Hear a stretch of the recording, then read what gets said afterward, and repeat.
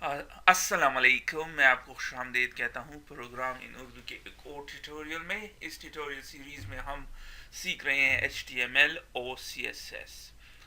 ये CSS tutorial का दूसरा वीडियो है। इस वीडियो में हम सीखेंगे CSS सेलेक्टर्स। CSS सेलेक्टर्स के दो हिस्से होते हैं, एक सेलेक्टर और दूसरा डिक्लेरेशन ब्लॉक।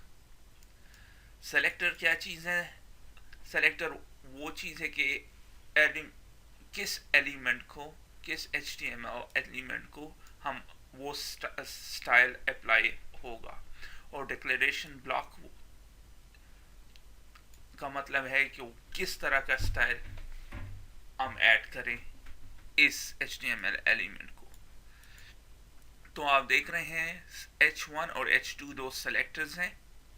P भी हो सकता है पैराग्राफ, और ये प्रॉपर्टीज जो हमने पिछले वीडियो में सीखी थी, और फिर उसकी वैल्यू, एक और प्रॉपर्टी और उसकी वैल्यू।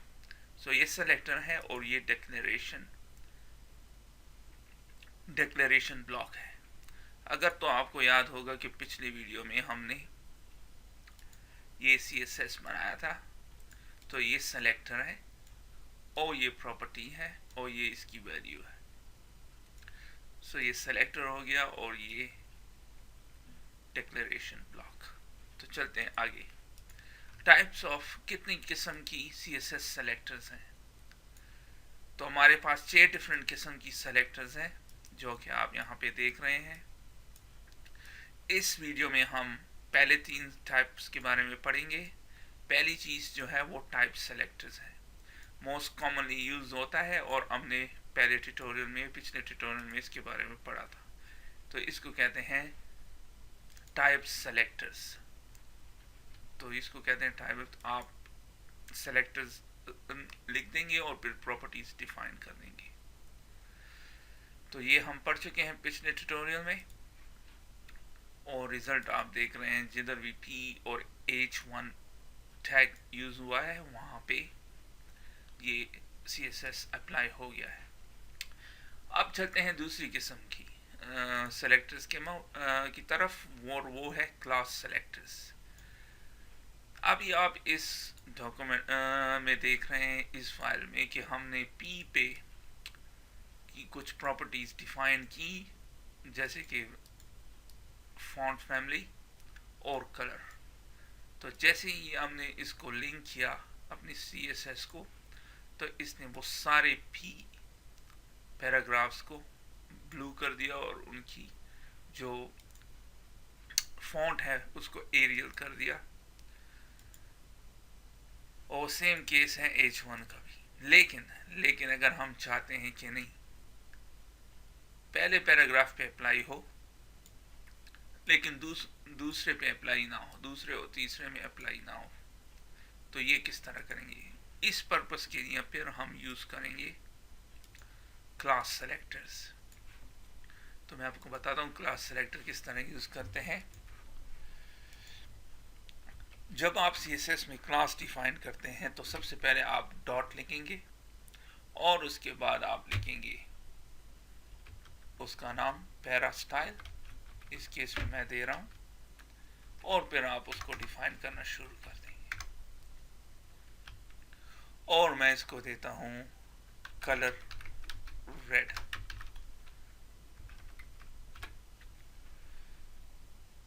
सेव कीजिए।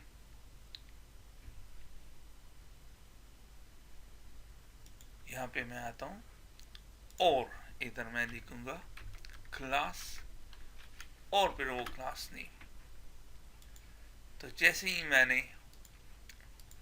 ये लिख दिया तो ये रेड हो गया, जैसे कि आप देख रहे हैं। अब अगर मैं इसको यहाँ इस नेक्स्ट लाइन पे भी ऐड करना चाहूँ तो क्लास पैरा स्टाइल, और आप देखेंगे ये डिफरेंट हो गया। तो अब आपने देख लिया पहले ही किस्म जो है टाइप सेलेक्टर्स। अगर तो आप डिफरेंट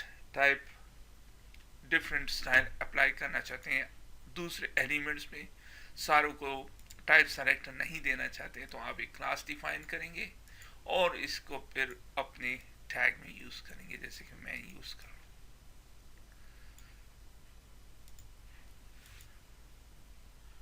तो ये तो हो गए क्लास सेलेक्टर्स। CSS में आप CSS कोड देखेंगे और HTML में तो आपको ज़्यादातर क्लास सेलेक्टर्स नज़र आएंगे, टाइप सेलेक्टर्स नज़र आएंगे और ID सेलेक्टर नज़र आएंगे। अब ID सेलेक्टर्स और क्लास सेलेक्टर्स तकरीबन एक ही चीज़ है, लेकिन हमने जैसे कि आप देख रहे हैं क्लास को एक से ज़्यादा दफ़ा यूज़ किया, हम इसको और भी यूज़ कर सकते हैं, जिधर चाहे हम यूज़ कर सकते हैं। हम इधर इसको भी यूज़ कर सकते हैं, इधर भी यूज़ कर सकते हैं, और पैराग्राफ्स, और ये आप देख रहे हैं अप्लाई हो गया। अब आईडी और क्लास में डिफरेंस ये है कि क्लास आप एक से ज़्यादा मरतबा यूज़ कर सकते हैं, लेकिन आईडी आप नहीं यूज़ कर सकते एक से ज़्यादा। आप आईडी को सिर्फ एक ही दफ़ा यूज़ कर सकते हैं।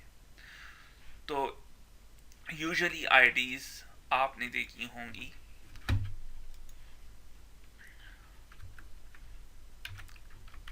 ID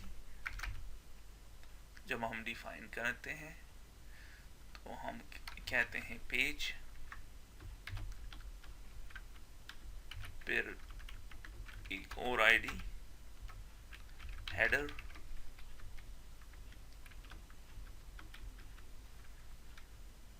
waste, east, farm, Birmingham.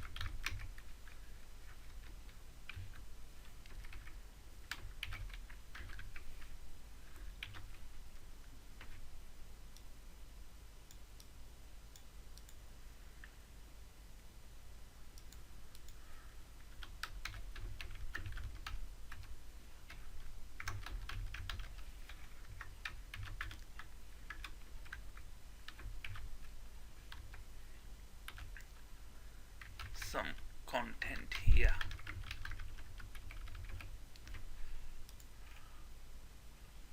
or per footer in the end.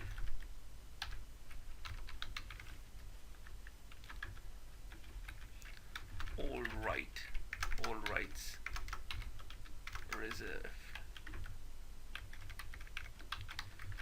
with the author.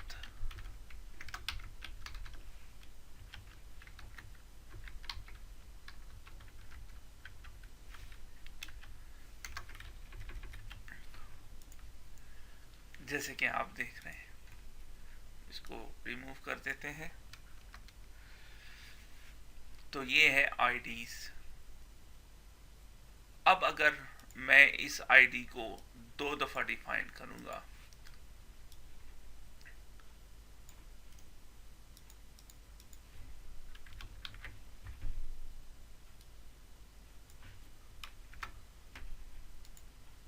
अगरचे ये एरर नहीं दे रहा,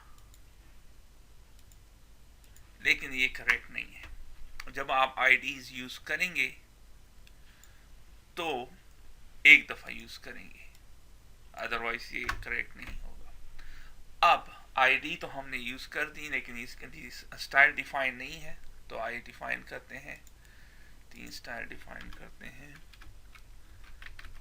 एडर, पैराग्राफ के केस में आप डॉट लगाते हैं, जबकि आईडी के केस में आप हैश लगाएंगे।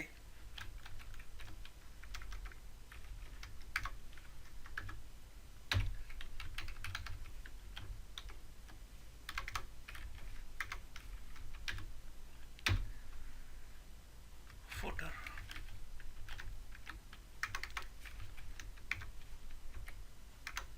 तो ये हुआ। हम क्या करते हैं कि ये वाइट हो लेकिन बैकग्राउंड इसका ब्लैक हो, तो क्या करेंगे, बैकग्राउंड कलर ब्लैक। फॉन्ट के कलर के लिए कलर होता है जिसे वाइट होना चाहिए, और इसका साइज कितना होना चाहिए, विड्थ 300 पिक्सल होना चाहिए। सॉरी, ये काट देते हैं यहाँ से, ये हेडर के लिए। तो सेव कीजिए और जैसे ही हम आएंगे तो आप देख रहे हैं 300 पिक्सल, चूंकि ज़रा कम है तो इसको ज़रा इंक्रीज कर देते हैं।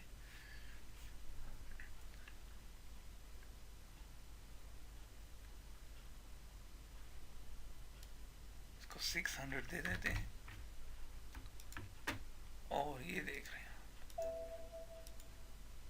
अभी आप देख रहे हैं ये जो है वो ब्लू है। क्यों ब्लू है? क्योंकि हमने H1 टेक किया था और अगर आपको याद है तो ये ब्लू है। लेकिन हम इसको यहाँ से रिमूव कर देते हैं और अभी आप देख रहे हैं जैसे कि हम चाहते थे। हम इसकी हाइट को भी सेट कर सकते हैं और वो उसको कहते हैं 400 पिक्सल। सेव कर दें। जैसे ही आप आएंगे देखिए 400 पिक्सल हो गया, लेकिन 400 को ज़्यादा ही है, इसको 150 कर देते हैं। ये देखिए, तो आपने देखा किस तरह हम ऐड करते हैं आईडी सेलेक्टर। इसी तरह हम फुटर में भी डिफाइन कर सकते हैं और कंटेंट के लिए भी डिफाइन कर सकते हैं। बिफोर मैं इस वीडियो को फिनिश कर दूं, रिकैप करते हैं। हमने सीखा CSS सेलेक्टर के बारे में, सेलेक्टर्स के बारे में। इस वीडियो में हमने जानने की कोशिश की कि सेलेक्टर्स क्या होते हैं। सेलेक्टर्स ये होते हैं जो कि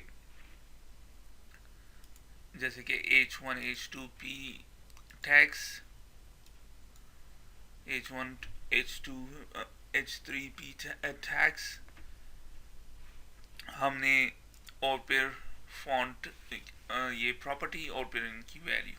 सो हमने ये सीखी। फिर हमने सीखने की कोशिश की टाइप्स ऑफ CSS सेलेक्टर्स और हमने जाना 6 डिफरेंट किस्म के CSS सेलेक्टर होते हैं, जिसमें से हमने 3 इस वीडियो में सीखे। टाइप सेलेक्टर्स हमने पिछले वीडियोस में यूज़ किया था, क्लास सेलेक्टर्स हमने इस वीडियो में यूज़ किए और आईडी भी यूज़ किए। हमने ये भी सीखने की कोशिश की कि क्लास सेलेक्टर्स को हम ऐड कर सकते हैं एक से ज़्यादा दफ़ा, आईडी सेलेक्टर्स को हम सिर्फ एक दफ़ा ऐड कर सकते हैं हमारे वेबसाइट में, जैसे कि आप देख रहे हैं। तो मैं इसके साथ ही इस वीडियो को ख़त्म करता हूँ।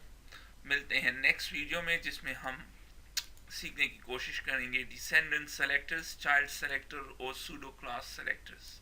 तो तब तक के लिए खुदा हाफिज़।